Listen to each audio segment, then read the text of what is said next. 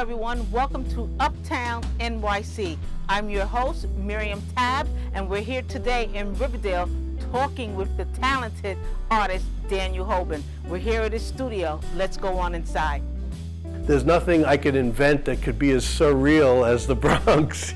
I grew up in the northeast corner of the Bronx in a community called Hillside Homes by Boston Road and Eastchester Road. It was a 5-square block of 4- and 6-story buildings.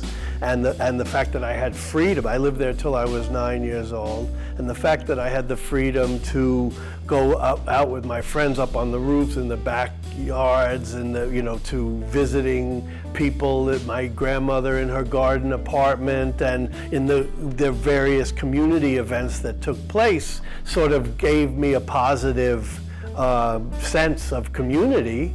My older brother Eddie had a band, and so they were playing around and they were dragging me. I was the youngest in the family, and I was always being, I was a little escort or whatever, mascot, and they would bring me to whatever, and I was exposed to things. I was into people. I was quiet myself, but I would say the sense of engagement with community came from that experience.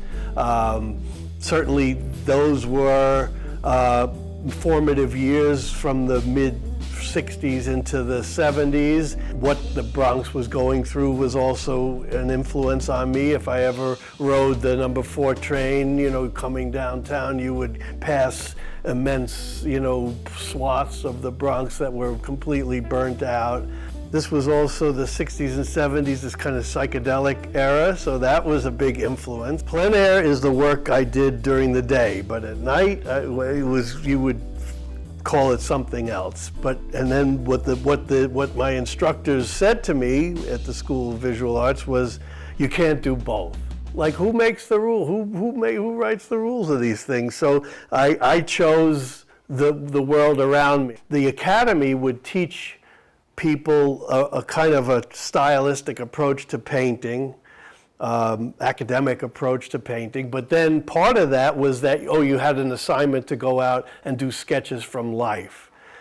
After, a certain period, artists realized that the work they were doing from life was more exciting to them than anything they were doing in the academy. So they didn't want to go back indoors. They wanted to stay out, and so they became the plein air painters. The term was popularized in, at the time of the early Impressionist movement that were reacting to the academia where everybody painted in the studio. Often an artist, a visual artist, chooses one or the other. So you have the surrealists, who are mostly, extrapolating from their imagination.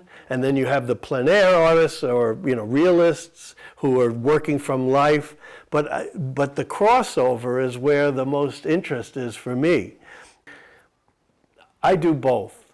My most recent work, such as this piece here, I'm trying to, put a term to it because they start in plein air, but then I keep working. The more I work on them in the studio, they become what I'm now terming sort of magic landscape. Life is, we are multi-dimensional, and we have our internal reality, our narrative of who we are and how we see ourselves, and then we have what's circling on around us all the time, the so-called objective world, or our take on it.